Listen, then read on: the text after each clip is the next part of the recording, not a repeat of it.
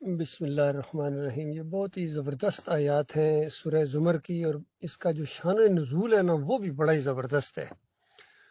کچھ بہت ہی گناہ گار قسم کے لوگ تھے، یعنی بہت بڑے بڑے گناہ گار تھے۔ وہ آئے نبی علیہ السلام کے پاس اور کہا کہ آپ کی دعوت ہمیں اچھی لگتی ہے، ہم مسلمان بھی ہونا چاہتے ہیں، لیکن ہمارا مسئلہ یہ ہے کہ ہم بہت بڑے گناہ گار ہیں، تو کیا ان گناہوں کی بھی معافی مل جائے گی؟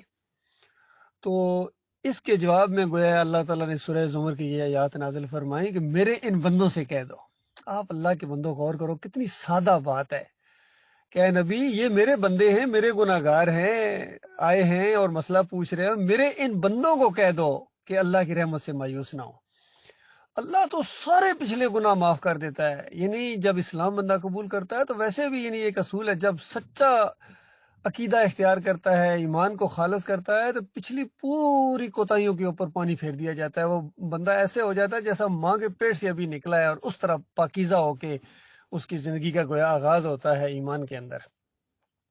تو کتنی تسلی دینے والی آیات ہیں، اور پھر آگے مزید یہ بتایا جا رہا ہے کس نے پیار اور محبت کے ساتھ کہ میرے بندو دیکھو اپنے مالک اور خالق کی طرف پلٹ آؤ، اس سے پہلے کہ کہیں تم پھر یہ کہنا نہ شروع کر دو کہ اگر ہمیں موقع ملتا، یا اس طرح کی باتیں، یا تمہیں پچھتاوا اور شدید پچھتاوے لاحق ہوں۔ اس سے پہلے بس کیا جاتا ہے، صرف ایک نظریاتی بات ہے، صرف ایک چند لمحوں کا مسئلہ ہے، اپنے مالک کی طرف رخ کر لو۔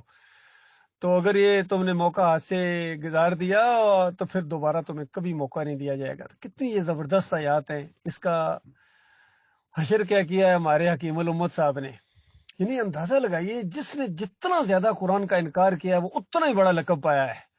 حکیم الامت اشرف علی تھانوی صاحب کہتے ہیں کہ دیکھو ان آیات کے اندر اللہ تعالیٰ کہہ رہا ہے کل یا عبادی، یعنی نبی علیہ السلام کو کہہ رہا ہے کہ ان سب کو اپنی طرف سے کہہ دو کہ میرے بندو۔ تو اندازہ لگائیے، پورے قرآن کا انہوں نے بنیاد اکھیڑ دی، قرآن کی دعوت کا مذاق اڑایا۔ ہر جگہ اللہ کہہ رہا ہے تم میرے بندے ہو، تمہیں بندگی کے لیے پیدا کیا گیا ہے، اور دیکھنا میرے علاوہ کسی اور کے بندے نہ بننا۔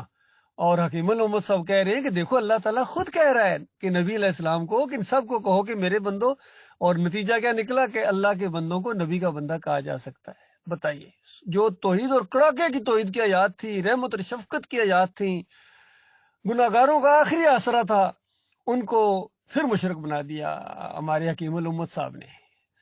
اور دوسرے حکیم الامت ہیں ڈاکٹر علامہ اقبال صاحب، ان کی بھی شاعری بڑی زبردست ہے، بڑا جوش ہے، سب کچھ ہے، لیکن جو شرک کے انجیکشن ہے وہ اپنی مثال ہے آپ پہ۔ کہنے لگے کہ قوت و قلب و جگر گردد نبی، از خدا محبوب تر گردد نبی۔ جگر اور قلب کی یعنی دل کی قوت، ایمان کی قوت بن جاتا ہے اس وقت یہ عقیدہ کہ جب نبی کو اللہ سے زیادہ پیار کرنا شروع کر دیں، اللہ سے زیادہ محبت کریں جب نبی کے ساتھ، پھر وہ کیفیت طاری ہوتی ہے۔ تو اللہ کے بندوں، مالک فرمائے والذین آمنوا اشد حب للہ، کہ مومن وہ ہیں جو اللہ اپنے مالک سے محبت کرتے ہیں، بڑی شدید محبت کرتے ہیں، شدت کے ساتھ، وہ شدت پسند ہے اس معاملے میں۔ چاہے دنیا والے ان کو کہیں کہ یہ تو شدت پسند ہے، بھائی یہ تو کسی کی سنتے ہی نہیں، بس اپنی چلاتے۔ شدت، ہاں اس معنوں میں اگر کہو تو پھر ہم شدت پسند ہیں کہ اپنے مالک کے ساتھ ہم بڑی شدت کے ساتھ محبت کرتے ہیں، اور اپنے مالک کی بات کے مقابلے میں پوری دنیا گلے پھاڑ پھاڑ کے کہے، اگر پوری دنیا کے مولوی اکٹھے ہو جائیں، علماء اکٹھے ہو جائیں، فارغ التحصیل اکٹھے ہو جائیں، ہم فراں مدرسے کے فارغ التحصیل ہیں، جامع ازہر سے ہم پڑھے ہوئے، ڈگری ہمارے پاس دیوبند کی، بریلوی مدرسے کے ہم حافظ ہیں، اور مدینہ یونیورسٹی تو بالکل پوری حفظ کر لی ہے انہوں نے، لیکن ہمارے مالک کی بات کے خلاف اگر کوئی بات کہیں، اپنی چلائیں یا اپنے بڑے کی بات کو آگے کریں، تو اس کے بعد اس کی کوئی اہمیت نہیں ہے، پھر وہ فارغ التحصیل نہیں بلکہ فارغ الایمان ہے۔ تو اللہ کے بندو، یہ مسئلہ آپ کیا کریں، کہاں جائیں؟ پھر ذرا بات جب کی جاتی ہے تو ہمارے کئی بات کہہ دیتے ہیں، بھائی وہ علماء کو کچھ نہیں کہنا، یہ بڑے بڑے علماء گزرے ہیں، وہ بڑے بڑے علماء سروں کے تاج ہیں جو ایمان عقیدے کی بات کر کے گئے ہیں اور اللہ کی رضا کے لیے کر کے گئے ہیں، دینداری انہوں نے اختیار کی ہے، اور دنیا داری سے وہ بچے ہیں، دین کو پیشہ نہیں بنایا انہوں نے، اور شرک نہیں پھیلایا انہوں نے۔ باقی جو قرآن سے شرک ثابت کرنا شروع کر دیں، اندازہ لگائیے، قرآن سے، قرآن شرک کا رد کرتا ہے، توحید کی دعوت دیتا ہے اور طاغوتوں کی نشاندہی کرتا ہے، اور انہوں نے قرآن سے یہ سارے صوفیہ جتنے گزرے کہتے ہیں ہم قرآن سے ثابت کر سکتے ہیں یہ وحدت الوجود، وحدت الشہود. اور ان کی حمایت میں ہمارے ڈاکٹر اسرار صاحب کہتے ہیں کہ یہ سورہ الحشر کی وہ آیتیں هو الاول والآخر والظاہر والباطن، وحدت الوجود ہی تو ہے. ہر طرف جو کچھ ہے اللہ ہی اللہ ہے، سب کچھ اللہ ہے.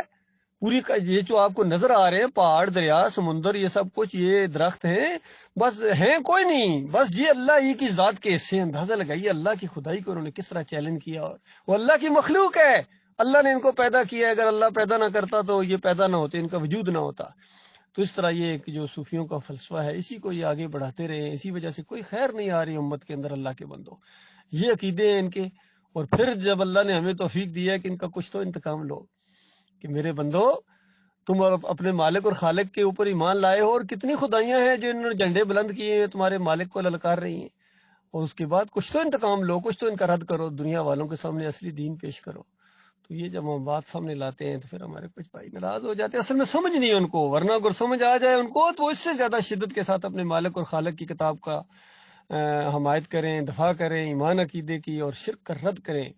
تو جس طرح صبح ایک بھائی نے کہا تھا کہ عقیدہ ہی تو اصل چیز ہے، عقیدہ نہیں تو ختم ہو گیا. اگر تم حافظ قرآن ہو، عقیدہ صحیح نہیں ہے، بتاؤ کہاں جاؤ گے؟ تم بہت بڑے زبردست قاری ہو لیکن عقیدہ صحیح نہیں ہے، پھر بتاؤ کہاں جاؤ گے؟ اس کی ایک مثال میں آپ کو دیتا ہوں. یہ خادم حسین رضوی صاحب بہت زبردست قاری تھے، میں آپ کو بتاؤں، گرامر کے ماہر، ایک ایک حرف اور لفظ کا ہی گرامر جانتے تھے، تاریخ سے بھی بڑی واقفیت تھی اور بڑے اسکالر ٹائپ تھے، اور جو صحابہ کے واقعات کو بڑے زبردست انداز سے بیان کرتے تھے. لیکن عقیدے کے اندر خرابی، پوری زندگی یا رسول مدد یا رسول مدد. اور علی اجویری صاحب کو داتا صاحب کہتے کہتے پوری زندگی، اور لوگوں کو کہتے تھے داتا صاحب دیتے ہیں، کہتے ہیں سیڑھیاں چڑھو، جیسے دل میں جو چیز رکھو، بریانی کی پلیٹ رکھو سامنے سے بریانی بندہ لیتے ہوئے آئے، حلوے کی رکھو تو حلوہ لے کے دوڑا آئے گا، آپ نے صرف دل کے اندر خیال کیا ہے تو. اور ظاہری بات ہے کیوں نہ ایسے عقیدے پھیلائیں، جبکہ علی اجویری صاحب کشف المحجوب کے اندر خود لکھتے ہیں کہ میرا پیر غیب جانتا تھا، دلوں کے حال جانتا تھا. اس طرح کے وہ ان کے اپنے بھی عقیدے ہیں. تو یہ سارے عقیدے کہاں سے لائے ہو؟ اب کیا کریں؟ ان کو بھی ساتھ لے کے چلیں؟ کہتے نہیں جی ان کو کچھ نہ کہو، ان کو کچھ نہ کہو، تو پھر اس کے بعد ہمیشہ کی آگ کے اندر رہنا پڑے گا. شرک پھر ثابت ہو جائے گا آپ کے اوپر، اور جو ہے اللہ کا وقار اور اللہ کی عزت کے لیے پھر آپ آگے اگر نہیں بڑھیں گے تو پھر کہاں سے آئیں گے بتائیے؟ مسلمان جب نہیں آگے بڑھیں گے تو بتائیے دوسروں کو ہم کیا گلے کریں، کیا شکوے کریں؟ یہ ایک بات ہے میرے پیارے بھائیوں، یہ ہے عقیدے کی بات.